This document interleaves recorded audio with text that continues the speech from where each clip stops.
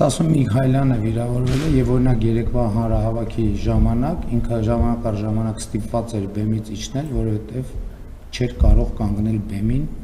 նա ծանր վիրավորում ստացել պատերազմի ընթացքում։ Ինչ վերաբերում է խոսույթին, այդ խոսույթը վերաբերվում էր Լեռնային Ղարաբաղի պսևդո էլիտային եւ նրանց հարակից շրջանակներին եւ դա ճիշտ խոսույթ է, որովհետեւ նրանք քիչ չի փախել են, բառից բուն իմաստով փախել են Սամվել Շահրամանյանի գլխավորությամբ, հիմա էլ եկել են, ուզում են Հայաստանի ժողովրդին եւ նրա Հայաստանի ժողովրդին կրկին ներքաշեն պատերազմի մեջ։ Այո, եւ ես ասել եմ, որ Ղարաբաղի այսպես կոչված պսևդոէլիտային արմատախիլ եմ անելու Հայաստանի Հանրապետությունը։ Նրանք որպես այդպեսին իրավունք չունեն։ Եվ այո, այդ մարդիկ պետքա պարզաբանեն, հասուն տղամարդիկ,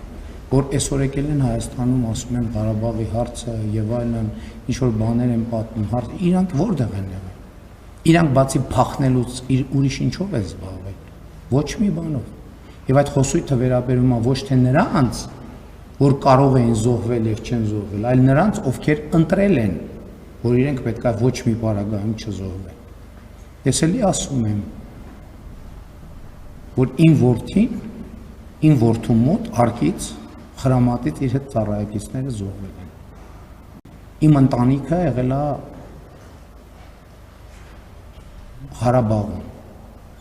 եւ դա դարձել է շատ բաների առարկա, շատ քննարկումների առարկա։ Այդ Ղարաբաղի պսևդոէլիտաները, որ ամեն անգամ փախել են ու եկել են էլի Հայաստան ուզում են ներքաշեն կոնֆլիկտի մեջ, այո, իրանք պետք է պարզաբանեն։ Էլի ասում եմ, խոսքը վերաբերվում է այդ թվում Ղարաբաղի ժողովրդին են պատանդի կարգավիճակում շարունակել պահել։ Եվ ես երեք էլ ասացի, որ Ղարաբաղի ժողովրդին պատանդի կարգավիճակում պահելը ունեցել է մի նպատակ։ Հայաստանի պետականությունը ծնկի բերելը մեղրիով միջանցք ստանալուց հետո։ Մեղրիով միջանցք տալուց հետո։ Մենք այդ բոլոր պլանները ձախողել ենք։ Ռոբերտ Քոչարյանի գլխավորությամբ Մեղրին եւ Սյունիքը հանձնելու պլանը եղել, որը հրապարակված է։ Մենք այդ դուք ձեր հարցը չեք ավարտել։ Ինչքան է պետք ասեք ավարտեք, ես կպատասխանեմ։ Ավարտեք ձեր հարցը։ Հաստատ, վստահ եք։ Ռոբերտ Քոչարյանի գլխավորությամբ Սյունիքը եւ Մեղրին հանձնելու պլանը եղել։ Այդ պլանի իրագործման համար է տեղի ունեցել հոկտեմբերի 27-ը եւ ես հպարտ եմ, որ այդ պլանը խափանել է։ Եվ այո, Ղարաբաղի պսևդոէլիտայի բոլոր ներկայացուցիչները պետք է պարզաբանեն, թե ինչու իրանք չեն զոհ, ինչու առաջնագծում չեն եղել, ինչու են փախել։ Այո, իսկ նրանք անվանում են փախածներ, եւ այդ մարդկանց կոնկրետ ցուցակը կա։ Եվ հետո ես կարծում եմ, որ մենք առաջիկայում պետք է Ղարաբաղի պսևդոէլիտայի ունեցվածքի ցանկերը հրապարակենք Հայաստանի Հանրապետությունում, որպեսզի պատկերը ավելի պարզ լինի։ Այսօր նրանք Ղարաբաղի մեր ժողովրդին չեն թողում տնավորվեն։ Մենք պլանավորել ենք առաջիկա 10 տարում 800 միլիարդ դրամ հատկացում անենք, որ այդ ժողովուրդը վերջո տնավորվեն, հանդարտվեն, հանգստանան, պանդուխտի եւ գաղթականի հոգեբանությունից դուրս գան, բայց այդ փոքր փախած պսևդոէլիտա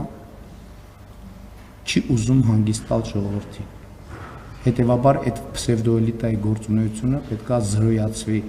որպեսզի հանգիստ թողեն։ Իրանք Ղարաբաղում մարդկանց պատանդ են պահել չի, հիմա էլ Ղարաբաղի մեր քույրերին ու եղբայրներին ուզում են Հայաստանում պատանդ պահել։